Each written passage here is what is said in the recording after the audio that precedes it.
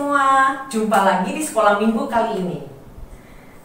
Kak Selvi percaya semua hari ini semangat untuk mendengarkan firman Tuhan. Kita ikuti ibadah dari awal hingga akhir ya adik-adik. Sebelumnya kita mau berdoa bersama-sama, kita fokuskan pikiran kita kepada Tuhan. Kita tutup mata kita berdoa. Tuhan yang bertahta dalam kerajaan surga, terima kasih buat hari ini kami bisa berkumpul untuk mendengarkan firman hari ini. Kami bisa berkumpul bersama, kami percaya Tuhan itu rencanamu atas hidup kami. Siapkan hati, pikiran kami untuk mendengarkan ibadah hari ini Tuhan. Biar semua berjalan dengan lancar Tuhan. Dan kami serahkan ibadah kami hanya di dalam nama Tuhan Yesus Kristus. Haleluya, amin.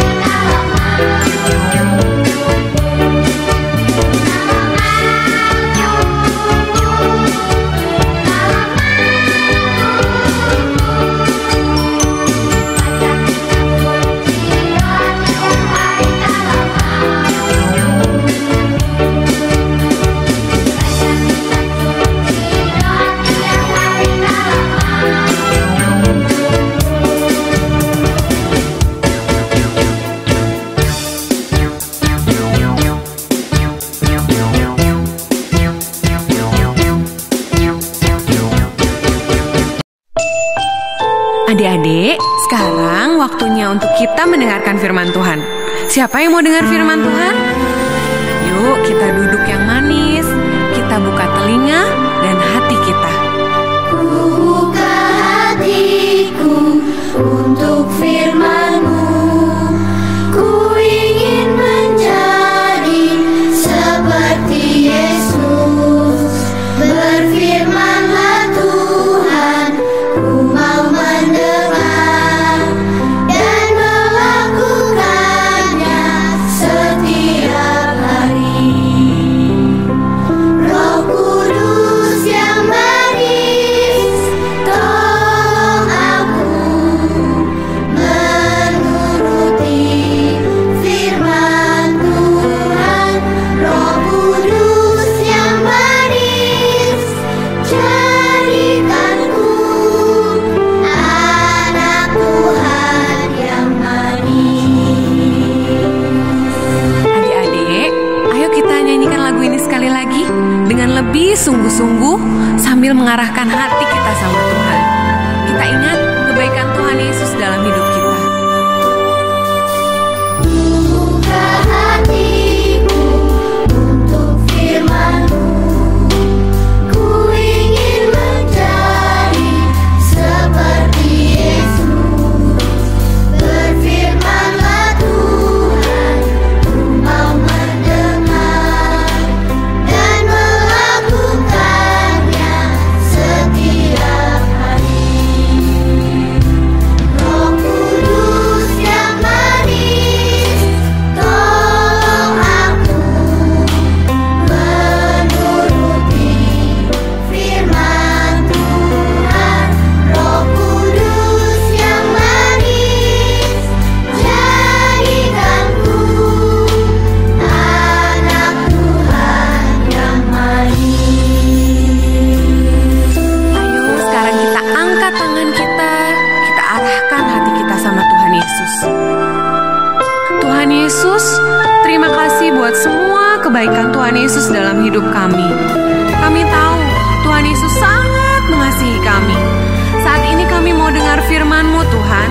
Kami perlu Roh Kudus-Mu untuk menuntun kami supaya kami bisa melakukan apa yang Tuhan Yesus mau kami lakukan.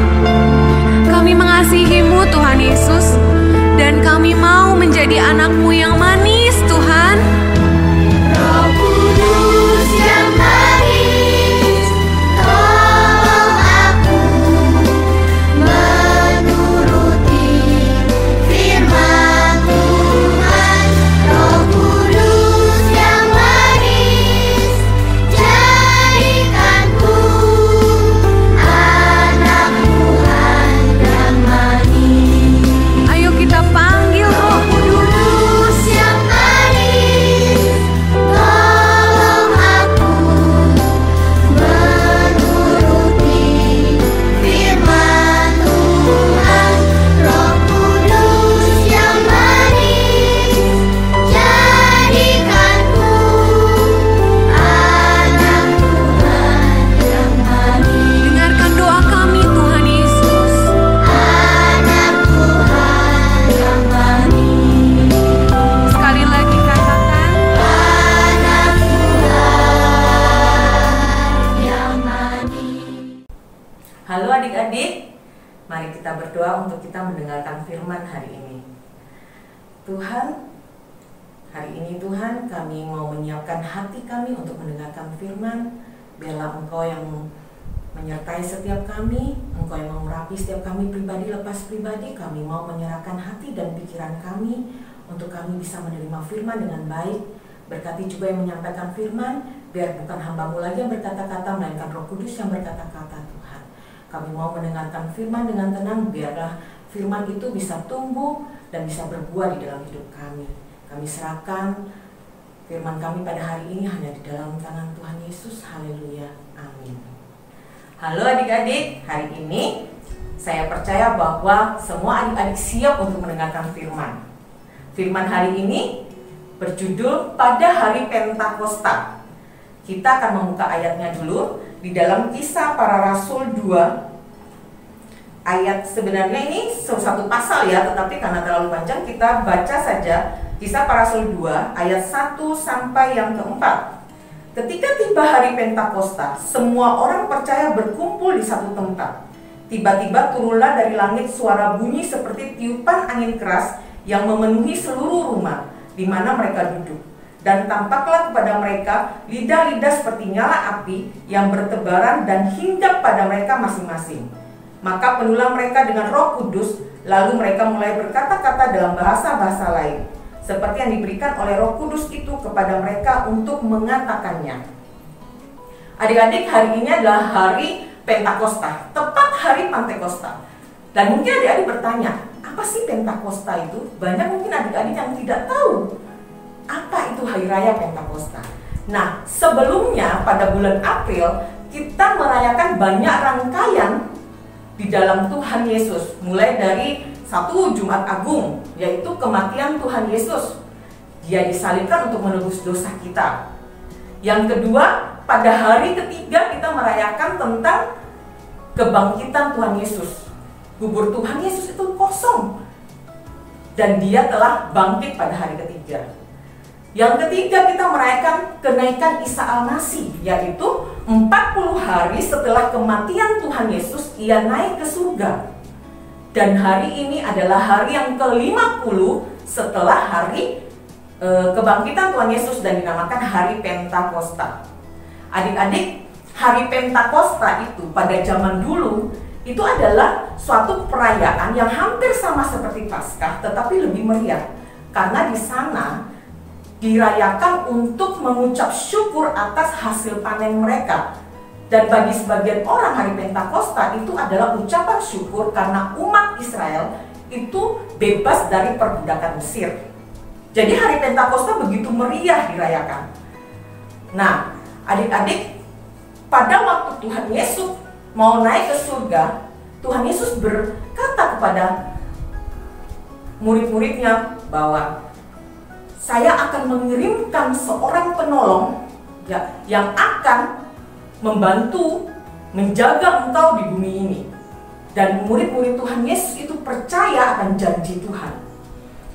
Pada waktu hari Pentakosta itu tiba, murid Yesus itu 11 orang, dan selain mereka juga ada murid-murid yang lain. Mereka mengikuti hari Pentakosta. Di sana mereka bergembira, di sana mereka berdoa, berkumpul bersama. Dan ada sesuatu yang terjadi. Pada saat hari Pentakosta, mereka dipenuhi oleh Roh Kudus. Nah, adik-adik, kita akan belajar tentang Roh Kudus hari ini. Sebelumnya, pada waktu dicurahkan Roh Kudus, ada yang terjadi. Ada 3 hal yang terjadi di sini. Yang pertama adalah menandakan bahwa Roh Kudus itu turun adalah angin kencang. Nah, angin kencang ini bertiup begitu kencang. Dan yang kedua, ada lidah-lidah api yang hinggap di kepala mereka. Dan yang ketiga, mereka berbahasa asing. Sedangkan pada saat itu banyak orang yang berkumpul adalah berasal dari Galilea. Tetapi pada saat itu bahasa mereka itu bukan bahasa Galilea lagi. Bukan bahasa yang biasanya mereka ucapkan. Tetapi banyak bahasa yang terjadi itu, berbagai macam bahasa asing. Dan orang-orang yang melihat berkata bahwa mereka mabuk anggur. Adik-adik, pada saat itu, pada waktu Roh Kudus dicurahkan, mereka itu tidak mabuk anggur. Sehingga pada waktu itu tampillah seorang murid Yesus, yaitu Petrus.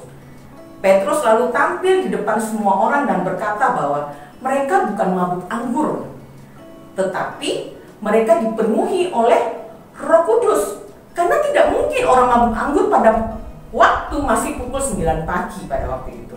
Tapi mereka dipenuhi oleh Roh Kudus, termasuk Petrus ya adik-adik.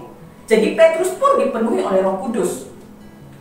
Nah, pada waktu itu Petrus tampil di depan dan dia berkata bahwa Tuhan itu menggenapi janjinya.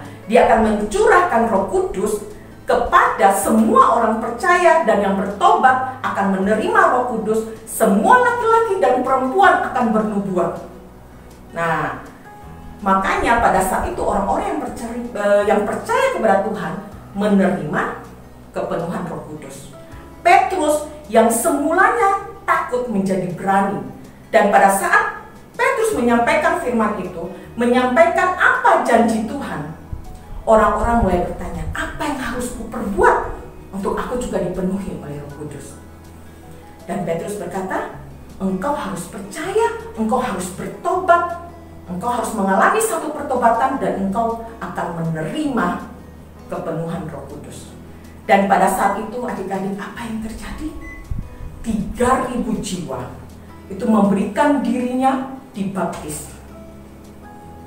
Adik-adik, kita akan belajar tentang Petrus hari ini. Petrus sebelum Tuhan Yesus itu mengalami kematian di kayu salib, Petrus selalu bersama dengan Yesus, tapi Yesus bertanya kepada Petrus hingga 3 kali, apakah engkau mengasihi aku? Dan Petrus selalu menjawab dengan jawaban yang sama, ya, aku sangat mengasihi engkau. Tetapi Tuhan Yesus berkata bahwa sebelum ayam berkokok engkau akan menyangkal aku. Dan hal itu terjadi adik-adik. Pada waktu Tuhan Yesus akan disalibkan, Petrus menyangkal Tuhan Yesus tepat sebelum ayam berkokok 3 kali. Dan pada waktu Yesus disalibkan, saya percaya bahwa Petrus itu mengalami penyesalan bahwa ia menyangkal Tuhannya sendiri. Saudara, tapi Petrus mengalami pertobatan.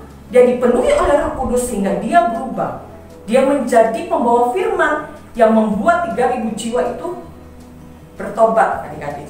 Kita pun akan mau menjadi seperti Petrus, kita mau berubah karena kepenuhan Roh Kudus.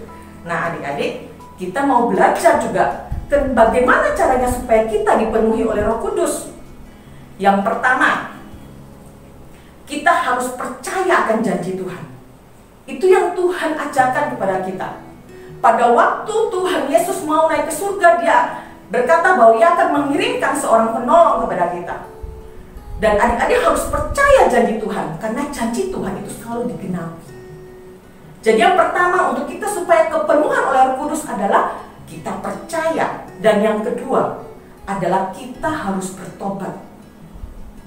Petrus mengalami pertobatan, makanya dia dipenuhi oleh Roh Kudus. Aku percaya adik-adik juga ingin dipenuhi oleh Roh Kudus. Maka hal yang kedua yang harus kita lakukan adalah kita harus bertobat. Kenapa kita harus bertobat? Namanya saja Roh Kudus, adik-adik. Namanya kudus, tidak bercacat celah. Maka dia akan tinggal di dalam orang yang tidak berdosa juga, yang kudus juga. Nah, jadi adik-adik, kita harus bertobat. Apa itu pertobatan? Yaitu melakukan sesuatu yang benar di hadapan Tuhan, meninggalkan hal-hal yang buruk. Kita akan berubah menjadi lebih baik, itu namanya pertobatan. Yang ketiga yang kita akan pelajari untuk kita dipenuhi oleh Roh Kudus adalah berbuah, menjadi saksi Kristus. Pada waktu Petrus dipenuhi oleh Roh Kudus, ia kemudian membawakan firman dan membuat banyak orang bertobat. Itu adalah buah dari pertobatan Petrus. Kita pun seperti itu adik-adik. Mungkin menjadi saksi tidak harus dengan berfirman, tetapi dengan tingkah laku kita sehari-hari, bagaimana kita memperlihatkan bahwa kita meneladani Tuhan Yesus, sehingga kehidupan kita itu juga seperti Kristus. Misalnya, mungkin sehari-hari kita mencontek saat ulangan, tapi kita belajar bagaimana kita belajar sehingga besok mengisi ulangan dengan jujur. Mungkin pada saat orang tua menasihati kita dan kita memberontak, kita akan berubah menjadi lebih baik karena Roh Kudus ada bersama kita. Mungkin saat kita bergaul, kita dapat memilih mana yang pergaulan yang baik. Kita tidak mudah terpengaruhi oleh teman. Adik-adik yang di sekolah, Kak Selvi percaya punya banyak teman. Tapi pilihlah pergaulan yang baik, karena itu akan menghasilkan buah di dalam dirimu dan engkau juga bisa menjadi saksi dan jadi lebih baik lagi. Adik-adik, jangan terlalu terlena dengan teman yang buruk. Ingat adik-adik, jalan ke surga tidak lewat di rumah temanmu, tetapi melalui kebenaran akan firman Tuhan. Roh Kudus yang akan memimpin kita. Maka adik-adik, jika kita ingin dipenuhi oleh Roh Kudus, kita harus percaya, kita harus bertobat, kita harus berbuah atau menjadi saksi Kristus. Saya percaya semua ingin dipenuhi oleh Roh Kudus, karena Roh Kuduslah yang akan memimpin kita, membimbing kita ke jalan lebih benar. Yang penakut akan menjadi berani, yang penuh dengan kemurungan akan menjadi ceria. Itu ada pekerjaan Roh Kudus yang begitu banyak masalah akan mempunyai jalan keluar, karena Roh Kudus itu yang membimbing kita. Kita harus percaya dengan Roh Kudus, karena Roh Kudus adalah roh pribadi Tuhan sendiri yang turun, yang bersama dengan kita. Jadi adik-adik, saya percaya bahwa semua ini dipenuhi Roh Kudus. Ada ayat hafalan minggu ini, kita buka di dalam Galatia 3 ayat yang ke-29. Dan jikalau kamu adalah milik Kristus, maka kamu juga adalah keturunan Abraham dan berhak menerima janji Allah. Jangan lupa ya, ayat hafalannya dihafalin.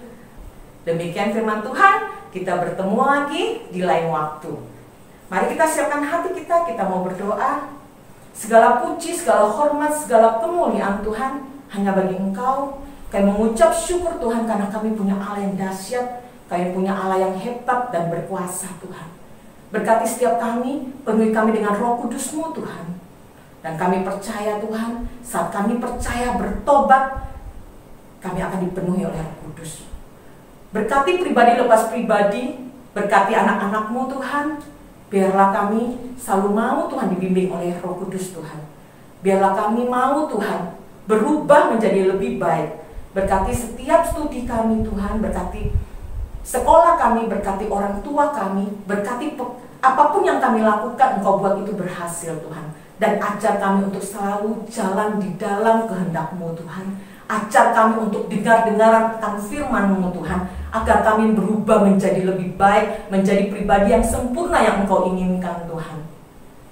Biarlah Tuhan kami selalu dipenuhi oleh Roh Kudus, dan hidup kami Tuhan akan berubah. Hidup kami juga kami serahkan di dalam tangan-Mu. Biarlah Engkau yang selalu membimbing kami Tuhan.